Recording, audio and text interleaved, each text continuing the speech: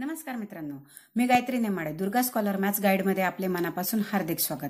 मित्रांनो, नवोदयच्या परीक्षा संदर्भात आपण स्पष्टीकरण बघत आहोत. तर आपण घटक 12वा शेकडेवारी म्हणजे शतमान आणि त्यांचे उपयोग यावरील उदाहरणं 2009 ते 2018 यापर्यंत आलेल्या प्रश्नपत्रिकांमधील सगळ्या प्रश्नांची स्पष्टीकरण आपण बघत आहोत. चला तर मग पहिला प्रश्न पाहूयात.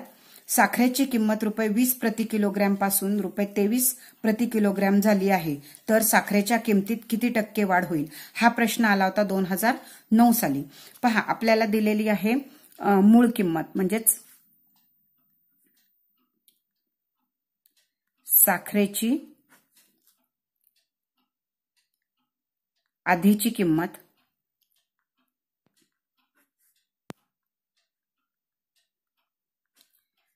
₹20, वाढलेली किंमत ती झाली ₹23, म्हणजेच 23 वजा 20 बरोबर ₹3 वाढ झाली. तर आपल्याला टक्के म्हणजे शेकडा वाढ सांगितलंय. शेकडा वाढ बरोबर 3 गुणिले 100 भागिले आधीची किंमत म्हणजेच 20 20 100 5 15% वाढ होईल. आणि तो पर्याय आपल्याला दिला पर्याय क्रमांक 3, म्हणून उत्तर आपलं येईल 3. म्हणून पर्याय 3 बरोबर.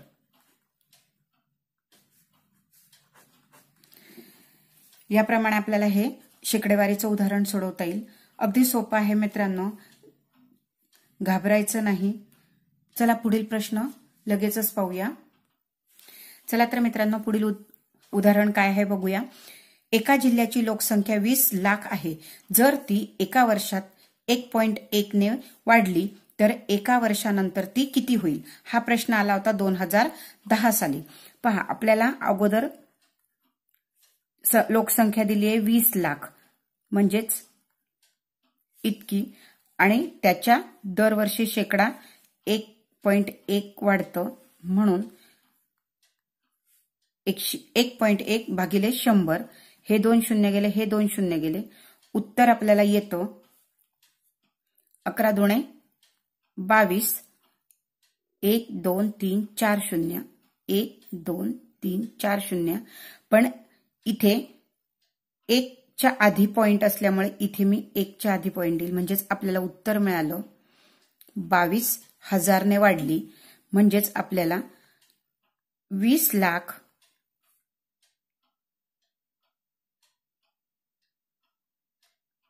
अधिक 22,000 म्हणजेच ते मिळतील 20,22,000 ही लोकसंख्या होईल. आणि आपल्याला तर असा पर्याय दिलेला नाहीये, म्हणजेच याचाच अर्थ असा होतो 20 लाख म्हणजे 20.22 आणि आपण त्याला लाख म्हटलं. आणि तो पर्याय क्रमांक आपला पर्याय 3 आहे, म्हणून उत्तर येईल 3. म्हणून पर्याय 3 बरोबर. मित्रांनो, हेच उदाहरण आपण असंही सोडवू शकतो. पहा, आपल्याला दिलेलं आहे 20 लाखाचे जे वरचे शून्य न घेता आपण साधारण 20 जर अंक घेतला, 20 गुणिले 1.1 म्हणजे 1.1% म्हणजे 1.1 भागिले 100 याचा आपण केला. 20 1 20, 20 5 100 म्हणजेच. आणि जर इथे आपण 1.1 ला 5 ने जर भागून घेतलं तर इथे इथे 1 असल्यामुळे 500 इथे पॉइंट 5 दुणे 10. 11तून 10 गेले, 1 उरला, पुन्हा 5 दुणे 10. पहा, इथे 22 आले. एवढं वाढ झालेली आहे ही वाढ त्यामध्ये. म्हणजेच अगोदरची 20 लाख आणि नंतर 20 अधिक हे 22 केले तर आपल्याला 20.22 उत्तर मिळतं आणि पुढे लाख हा शब्द जसाचा तसा राहतो. म्हणजेच आपल्याला उत्तर मिळालं पर्याय क्रमांक 3.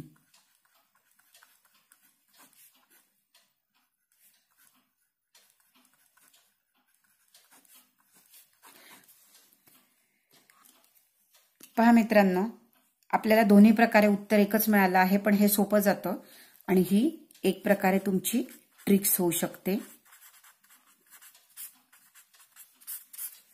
चला तर मित्रांनो, पुढील उदाहरण पाहूया.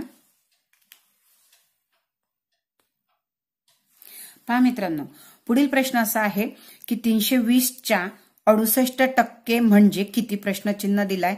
हा प्रश्न आला होता 2013 साली. आता आपल्याला इथे चा,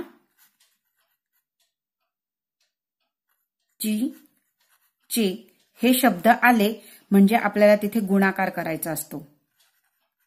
मित्रांनो, हे लक्षात ठेवा. म्हणून आपलं उत्तर असेल 220 गुणिले 68% म्हणजे 68 भागिले 100. हा शून्य गेला, हा शून्य गेला. जर आपण यांचा जर गुणाकार केला तर आपल्याला उत्तर मिळतं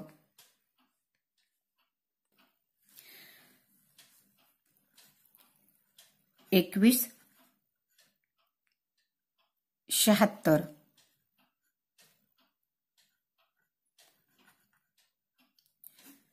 भागिले 10.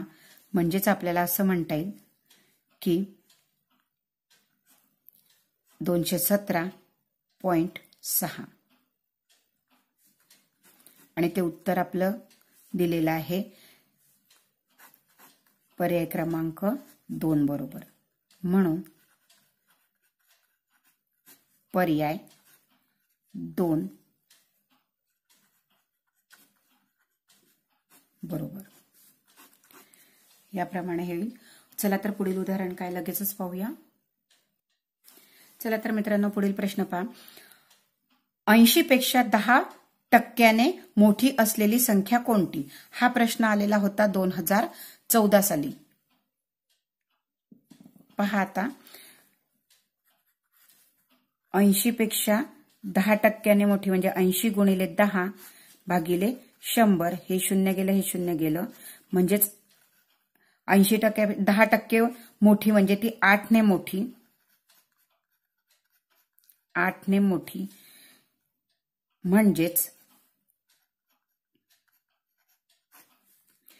80 अधिक 8 बरोबर 88. म्हणजे ती संख्या होती 88 आणि आपल्याला पर्याय क्रमांक मिळालेला आहे 3. म्हणून पर्याय 3 बरोबर.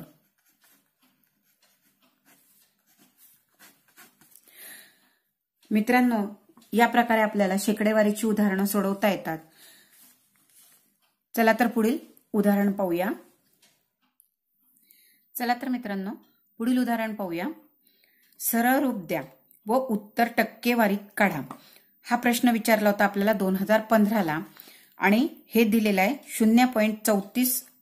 3468 गुणिले 4 भागिले 17. आता हे उदाहरण सोडवताना पहा कसं सोडवायचं आहे. आपल्याला इथे लिहायचं आहे 0.3438 म्हणजेच 3438 गुणिले 4 भागिले 17. आता जर आपण यांचा गुणाकार केला म्हणजेच 17 ने जर भाग दिला आपण 1700 हा पॉइंट असाच 1700 3 वर 4 घेतले 17 दुणे 34 परत 0 येईल 68 17 चोक 68 गुणिले 4 यांचा गुणाकार जर केला तर 4 चोक 16 4 दुणे 8 हा 0.0. हे इतकं आलं मित्रांनो. हे उत्तर नाहीये आपलं. आपल्याला पुढे त्याने टक्केवारी विचारलेली आहे. म्हणून टक्केवारीसाठी काढताना त्याला 100 ने गुणावं लागणार आहे. म्हणजे 0.0816 गुणिले 100 तर आपल्याला उत्तर मिळेल 1 2 3 4 1 2 3 इचर 2 0 1 1 2 3 4 नंतर 1 2 3 4 नंतर इथे मी एकाच्या आधी पॉइंट ठेवेल, म्हणजे दशांश चिन्ह ठेवेल, म्हणजेच उत्तर मिळालेलं आहे आपल्याला 8.16 म्हणजे 8.16. हे शून्य धरले काय आणि नाही धरले काय तरी चालतं, म्हणून आपल्याला पर्याय क्रमांक 3 बरोबर मिळालेला आहे. म्हणून पर्याय 3 बरोबर. मित्रांनो, याप्रमाणे आपल्याला शेकडेवारीची गणितं उदाहरणं सोडवता येतात. पुढील भागामध्ये राहिलेली पुढची उदाहरणं आपण बघणारच आहोत. तत्पूर्वी आपल्याला जर माझी ही स्पष्टीकरणं आवडली असतील तर चॅनलला सबस्क्राईब करा, लाईक करा, शेअर करा आणि कमेंट बॉक्समध्ये कमेंट करायला विसरू नका. मित्रांनो, मी तुम्हाला 1-2 प्रश्नाचा होमवर्क देतेय, त्याची उत्तरं तुम्ही मला कमेंट बॉक्समध्ये सांगायची आहेत. चला तर ते होमवर्कचे उदाहरणं कोणते आहेत ते लगेचच पाहूया. चला तर मित्रांनो, होमवर्कचे प्रश्न पाहूया. पहिला प्रश्न आहे 24चे 25% अधिक x चे 20% बरोबर 22 होतात, तर x ची किंमत बरोबर किती? पर्याय आपल्याला दिलेला आहे 75, 80, 85 आणि 90. याचं उत्तर तुम्ही मला कमेंट बॉक्समध्ये सांगायचं आहे. आणि दुसरा प्रश्न दिलेला आहे एका संख्येचे 10% म्हणजेच 5 आहेत, तर ती संख्या कोणती? आपल्याला ती संख्या शोधायची आहे आणि त्याचं उत्तर मला कमेंट बॉक्समध्ये सांगायचं आहे. पर्याय दिलेला आहे 0.5, 0.05, 0.005 आणि 50. या दोन्ही प्रश्नांची उत्तर मला तुम्ही कमेंट बॉक्समध्ये सांगायचं आहे. त्यामुळे तुमचा सरावही होईल आणि शेकडेवारीची भीती तुमच्या मनातून जाईल.